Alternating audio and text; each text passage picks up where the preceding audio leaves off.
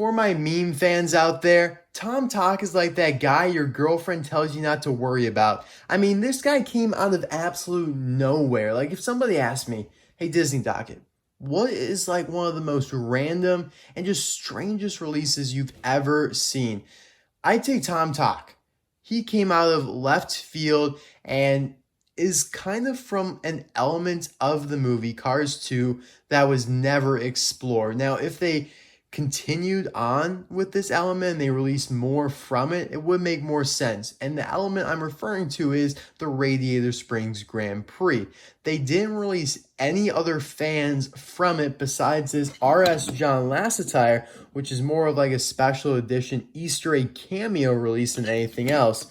But they chose Tom Tach to release as the only Radiator Springs fan, and it just makes absolutely no sense to me whatsoever.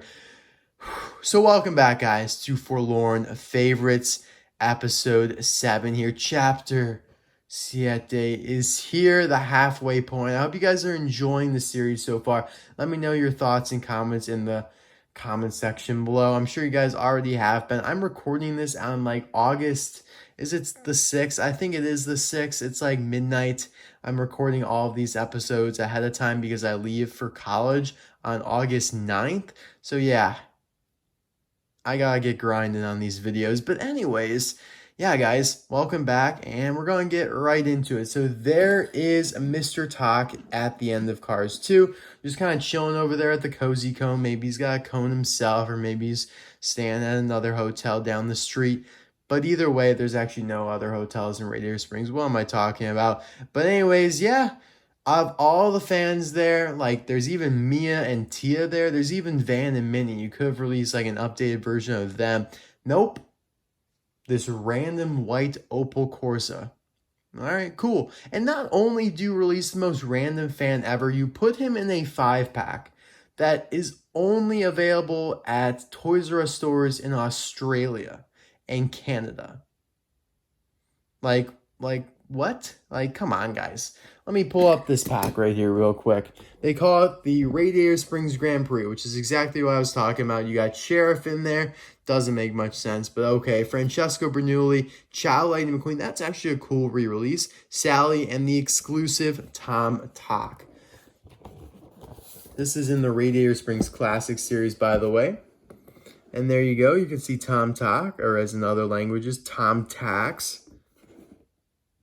And the others right there. There's a nice little picture of McQueen and Francesco racing. Now, I found this pack at my local, I think it was a Ross store, I'm pretty sure. Yeah, it was like a Ross store because obviously this was kind of when Toys R Us was going out of business and the Radiator Springs Classic line had nowhere to go. So some leftovers found their way over to Ross, which is a discount store. I'm very fortunate to actually have found them because, I mean, it's extremely difficult to find this guy. I'm just going to be straight up with you guys. This is one of the reasons why he's forlorn. You know, we were talking last week about Colossus Extra Small and how he is forlorn because nobody can really get him and he's a playset. Now with Tom Tach, nobody can get him and also nobody really knows about him because he was only released internationally. And not to neglect our international Cars fans, but the United States is the base. It's the base, you know, fan base, and most of the people are here. And, you know, if they can't find a car and they don't really hear much about it from eBay or just online sources, they're not going to know about it. So I'm informing you guys, we're trying to make Tom Tach not be as forlorn and forgotten anymore. But yeah, so he is simply a white Opel Corsa. That is it. Review complete. No, just kidding. But he's got a pretty cool expression here. He's actually got one of my favorite expressions in recent memory. You know, I think about some expressions that come out, and Mattel does a pretty good job, unlike the Disney Store and Tomica, which in my opinion, their expressions are terrible. But Tom Tach is a really nice one right here. You know, he's kind of looking off to his left there, mouth open, just looks excited. You got the headlights there. You have the Opel Corsa logo, and a little history of Opel here. That lightning in there is for the Opel Blitz, which is a truck, And now Blitz in German, because Opel is a German car brand, Blitz means lightning, and so that is where the lightning logo comes from. And also, Opel has been around since 1862. Cars weren't even around back then. That's insane. Like, what did they do back then? They must have done, like, carriages. That is absolutely insane. Just something to think about, guys. So, I'm impressed. Maybe you guys aren't, but I'm impressed that Opel has been around so long. You don't see any of them here in the United States, though, since it is a German brand. But you think they'd import some over? I mean, like, Volkswagen's a German brand, but see those all the time over here in the United States. But some brands, like, just stick over there. It's kind of strange. I don't quite understand how some brands are, like, only over in certain countries. Like, you have Holden, which is only in, like, Australia. Then you have Opel, and you have Peugeot, which we'll talk about in a little bit. And you have, like, Citroën that are, like, only in Europe.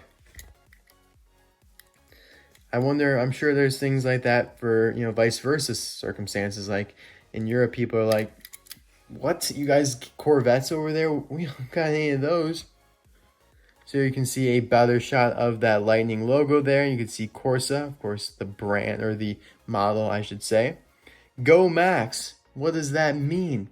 Maybe he's rooting on Max Schnell. That would make sense because he is attending the World Grand Prix race. Or actually, they just reused the license plate off of Aloy Hemberger, who is an actual Max Schnell fan, based on this little flag right there. So yeah, we do have a couple other models, a couple other Opel Corsas to compare him to. Aloy Hemberger here is one. We also have Bob Motor. And we have Petro Cartolina. So 4 Opel Corsas in the Cars 2 universe that have been released as die-cast. This one is slightly different though. Actually, never mind. I thought it had a mouth plate, but they actually do not have mouth plates despite seeing that crack right there. These 3 are all different models though. They're actually all different technically because the metal roofs have to accommodate for that flag, that thing, and the headset. And then Tom doesn't have any of that stuff. So they are technically all different. It looks like these guys have the same smile there, but these guys have different smiles and different expressions. So they actually did really do a good job diversifying these Opel Corsas and making them look different. So that's, you know, very good on Mattel's part. They even have different expressions, or actually my bad, license plate numbers here on Petro and Bob. It's just Tom Tach and Aloy Hemberger that got just completely, you know, glossed over there. But yeah, let me know which is your favorite in the comment section below. I personally like Bob Motor a lot because I really do like that little flag, or whatever you want to call it, souvenir hat. And it's also funny because Bob Motor is another multi-pack exclusive that didn't hit the United States, but it did hit discount stores such as Ross. So Tom Tach and Bob Motor are 2 Opel Corsas that land in that boat. Now you guys might be thinking, Disney Docket, this model here of Lee Race and Mary Escocar are very similar to Tom Tach. And you're right, they are pretty similar, but they're actually Peugeots. I think I pronounced that right. So yeah, they do look pretty similar, but they are different. You can tell by the logo there, you have like that walking man versus the lightning. And also the Opel Corsa is a little bit bigger. Yeah, guys, that is pretty much it for episode 7 of Forlorn Favorites. Had a lot of fun doing this episode. I think it's just so funny. Like, I mean, he literally is the guy your girlfriend tells you not to worry about. It's just like, yeah, don't worry about that guy. And he's just like, hello.